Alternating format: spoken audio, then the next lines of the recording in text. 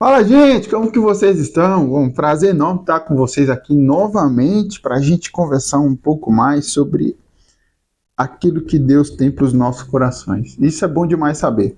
Saber que Deus ele sempre tem algo para falar com a gente. Afinal, Deus deixou a sua palavra para que a gente pudesse compreender como Ele pensa, o que Ele quer, né? Pelo menos um pouco disso, né? Eu queria conversar com você hoje um assunto que é muito peculiar aos nossos dias, né? Aliás, sempre foi, né? A razão da grande dilema da humanidade. É talvez seja a maior dúvida, o maior dilema, né? Acho que dilema é o melhor, né? Pra colocar. Acho que é isso. Quem merece a morte? Boa pergunta, né? Quem é merecedor da morte? A gente vai discutir um pouco sobre isso hoje. Então, quero pedir desde já para você, se você não é inscrito no canal, se inscreva. Se você não gosta de compartilhar esse vídeo, compartilhe. Dê o seu like e vamos para cima. Porque aqui, meu irmão, aqui não tem rodeio. Aqui a palavra é simples. Ô, produção, solta a vinheta aí, por gentileza, porque a gente vai conversar sobre isso hoje. É simples, a palavra é simples, a palavra é simples, a palavra é simples. Sem mais delongas, eu quero pedir para você abrir a sua Bíblia em Romanos capítulo 3, verso 23. E escute só. Não desfoque do pensamento que a gente vai ter nesse vídeo agora, porque é algo que tenho certeza que vai esclarecer muita coisa dentro da sua cabecinha aí. Beleza? Então vamos lá. Romanos capítulo 3, verso 23 diz assim, ó: pois todos pecaram e carecem da glória de Deus. Em muitos textos também vai dizer, outras traduções, melhor dizendo, vai dizer que todos pecaram e destituídos ou foram retirados da glória de Deus. E o que é interessante a gente compreender que a glória de Deus, quando nós falamos sobre glória de Deus, não é um pedaço da glória.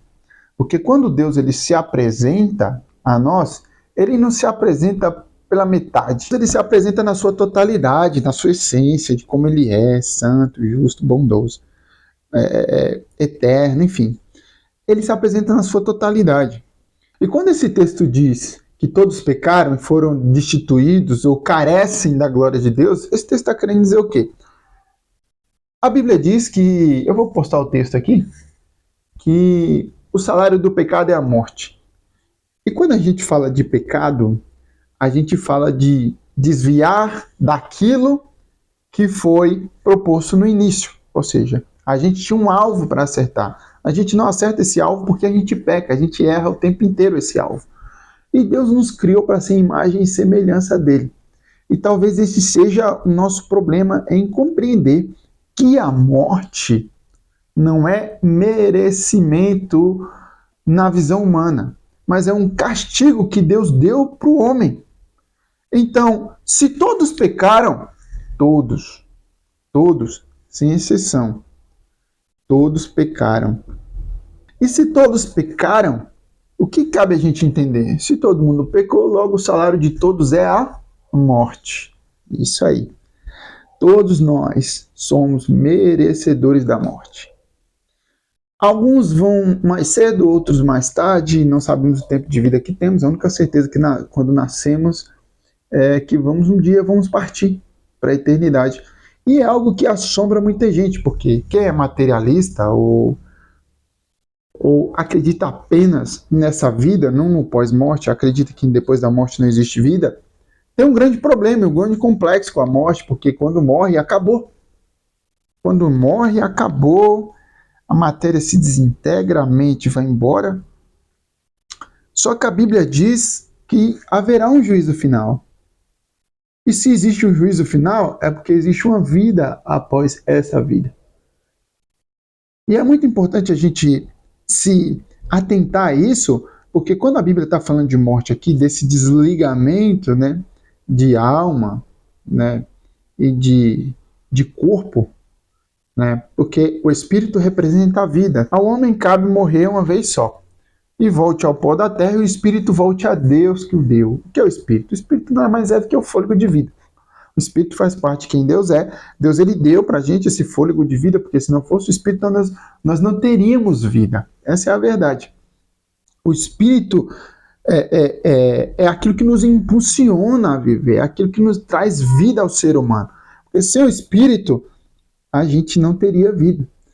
Voltando para o contexto aqui, a glória de Deus, quando ela chega até a gente, ela não chega em pedaço, ou chega, como que eu falo em pedaço? Não chega só justiça, não chega só amor, não chega só bondade, não, chega tudo, Deus ele vem por completo. Então quando esse texto fala que a gente carece da glória de Deus, a gente carece de tudo de Deus, de tudo. É por isso que a gente está morto em vida, porque a vida só está em Deus, a vida só está em Cristo. Se a gente não entende que a morte é apenas uma passagem dessa vida para uma outra vida e que a gente vai prestar satisfação para um Deus que é soberano, que é digno em outra vida, a morte passa a ser um dilema insuportável. A dor do luto passa a ser insuportável. Então não olhe para a morte para quem merece mais ou merece menos, para quem, nossa, é um prêmio para esse cara viver mais ou viver menos. Você já parou para pensar que tem muita gente que vive bastante e no final da vida dele, ele está cheio de dor. É por isso que eu tenho muito respeito por aquelas pessoas que são idosas, porque eu acredito que essas pessoas elas tenham passado por muitas dores na vida. É por isso que a palavra já diz, né? Vencedores, eles vencem dores.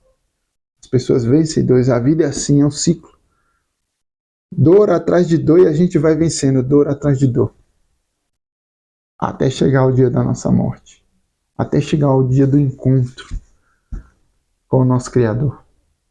Então não tome a morte como um merecimento a mais, um merecimento a menos. A morte ela vai chegar para todos. E se todos nós pecamos, todos nós merecemos a morte. Bom, eu espero ter te ajudado, meu irmão. Porque aqui a palavra é simples. Deus abençoe e um forte abraço. Vamos para cima. É simples, a palavra é simples, a palavra é simples, a palavra é simples.